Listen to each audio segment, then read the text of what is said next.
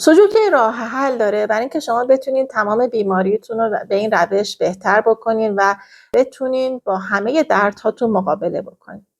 برای اینکه بدونین این راه حل چیه، این ویدیو رو تا آخر ببینید و با من همراه باشید. به نام خدا سلام، من ساناز امینی هستم، متخصص سوجوک. باز هم با یک ویدیوی دیگه در خدمت شما هستم در رابطه با سوجوک تراپی. درسته که ما توی سوجوک میگیم که همه کارا از روی دست انجام میشه، ولی آقای پارک جایبو کاری که کرده اینه که یک سری تکنیکایی هم اومده در کنار سوجوک مطرح کرده که شما به وسیله این تکنیکا میتونین خیلی راحت مشکلات بدن خودتون رو برطرف بکنید. پس اینها هم در حقیقت جزء سوجوک و جزء کشفیات آقای پارک جایبو هستش و من سعی میکنم توی ویدیوهام اینها رو هم کاور کنم و به شما آموزش بدم. یکی از روش‌هایی که آقای پارک جایبو خیلی در موردش صحبت کرده و توی سمینارهاش در مورد این مسئله خیلی تاکید کرده که شما میتونید به این روش خیلی از مشکلات رو برطرف بکنین، اینه که الان میخوام بهتون بگم. این روش معمولاً در مورد بیماری‌های جواب بیشتر میده که شما میتونین یعنی بیماری‌هایی هستش که علامت داره، یعنی شما میتونین متوجه بشین که الان حالتون بهتر شده یا نه. البته خیلی از درمانگرها وقتی من باشون صحبت کردم در مورد بیماری‌های دیگه مثلا بالا بودن کلسترول یا اینکه پایین بودن مثلا هورمون پرولاکتین یا بالا رفتن نمیدونم قند، این چیزا هم گفتن که اینا اثر میکنه و جواب میده، ولی به دلیل اینکه هیچ علامتی اینا ندارن من فکر میکنم که زیاد ممکنه مفید نباشه، چون که شما باید با بیماری‌های علامت دار اینها رو انجام بدین و چک بکنین.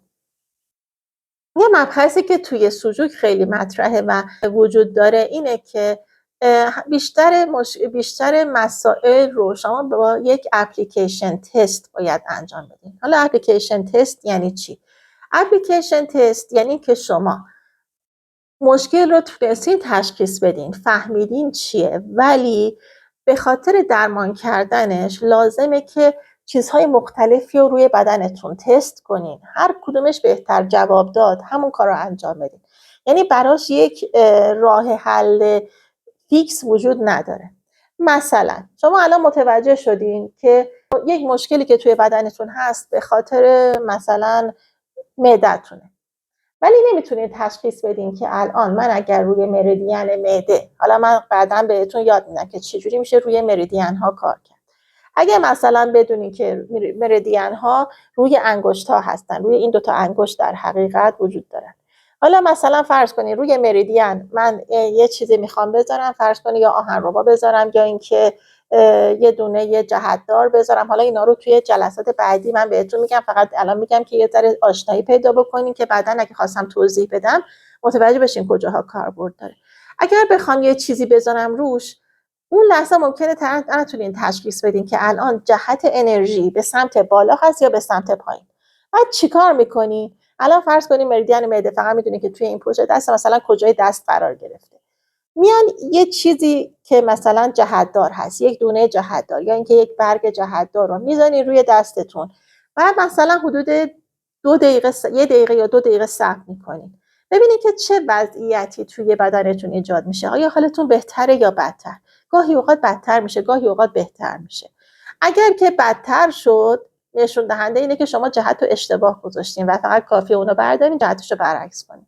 اگر که بهتر شد یعنی که جهت رو درست گذاشتین و همون رو ادامه میدین تا چند دقیقه تا اینکه اثر خودش رو بکنه.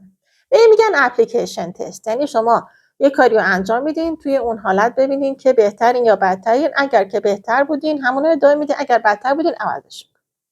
حالا یه روشی هستش توی درمان دردهای مختلف مطرح شده و خیلی هم کاربرد داره و من خیلی ازش به شخص نتیجه دیدم و به کسانی هم که گفتم واقعا توی این زمینه نتیجه دیدن، اون هم اصلاح جهت.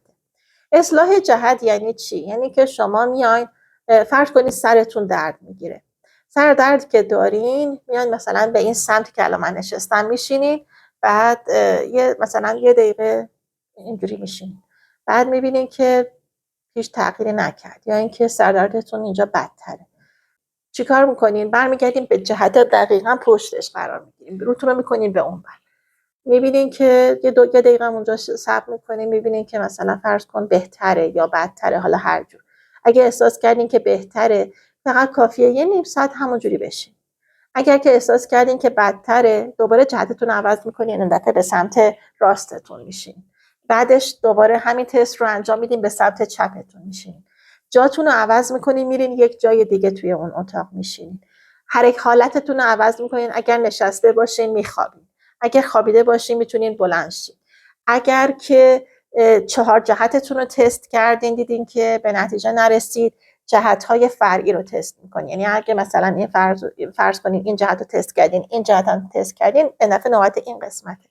جهت‌های مختلف رو تست می‌کنین. معمولاً مطمئناً یک جهتی وجود داره که شما توی اون جهت حالتون بهتره. به خاطر همین گفتم که باید علامت دار باشه. از روی این که آیا سرتون بهتر شده یا نه، میتونید تشخیص بدین که اون جهت مناسبی براتون هست یا نیست.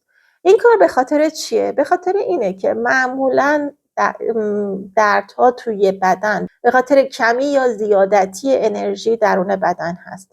شما از جهت مختلفی که توی اتاق یا توی محل کارتون قرار میگیرین، میتونین انرژی های مختلف رو دریافت بکنین. اگر شما وقتی که به سمت روبرو نشستین، اون انرژی که از سمت روبرو به سمت شما میاد بتونه براتون خوب باشه، یعنی که بتونه اون کمبودهای انرژی رو توی بدنتون برطرف بکنه یا اینکه زیادتی ها رو براتون کم بکنه، حالتون بهتر میشه.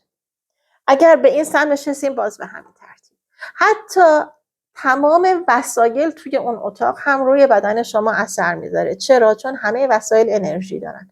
از اونها انرژی به سمت شما متصاعد میشه و ممکنه روی بدن شما اثر مثبت یا منفی بذاره.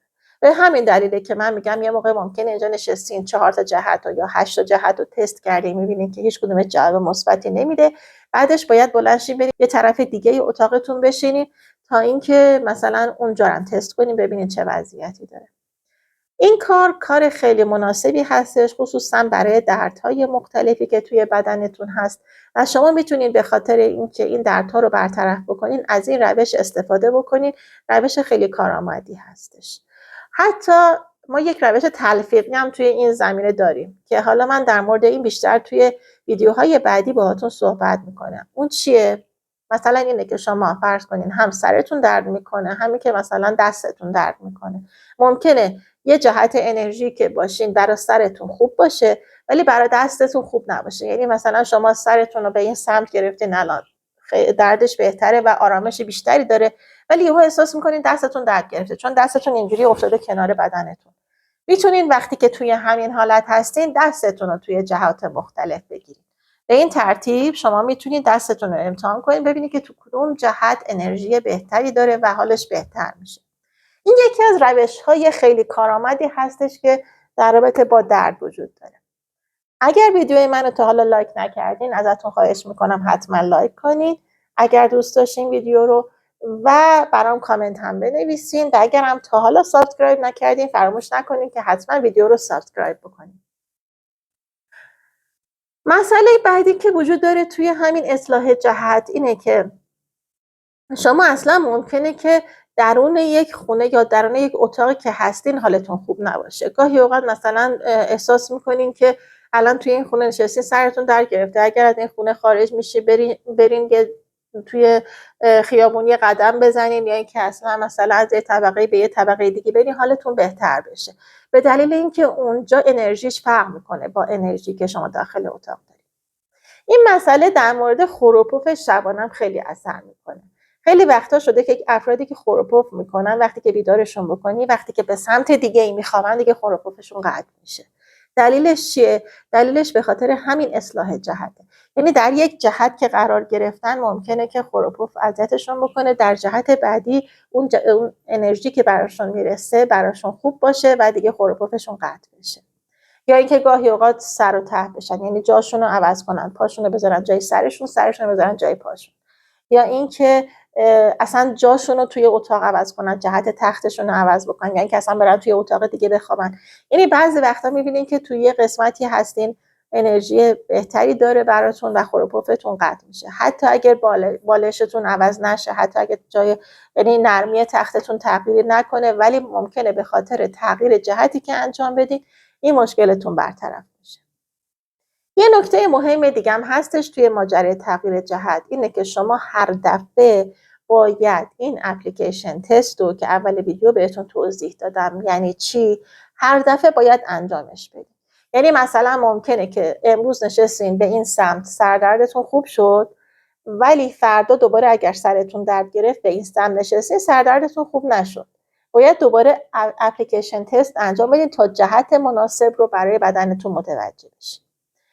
مطمئن باشین اگر شما چندین بار یعنی 4 بار 5 بار این کار رو انجام بدین، در جهت مناسب قرار بگیرین، دیگه میبینین فاصله بین سردردهاتون به تدریج کمتر میشه. خصوصا در مورد افرادی که دچار میگرن هستن یا که سردردهای پریودیک هستن که یعنی گاهی اوقات سردرد سراغشون میاد، مثلا ممکنه در هفته 1 بار یا 2 بار سردرد بشن. اگر دقت بکنید و یادداشت کنید زمان سردردهاتون رو میبینید که هم سردردهاتون به تدریج داره فاصله های زیاد میشه، یعنی تعداد سردردتون خیلی کم میشه و هم اینکه شدتش خیلی براتون افت پیدا میکنه و کم کم رو به بهبودی میریم. این بهبودی برای افراد مختلف خیلی فرق میکنه و ممکنه که هر کسی با توجه به اون مقدار مشکلاتش توی بدن زمان کم یا زیاد طول بکشه تا اینکه بتونه جواب بده. تا ویدیوی بعدی شما رو به خدا میسپارم. خدا نگهدار.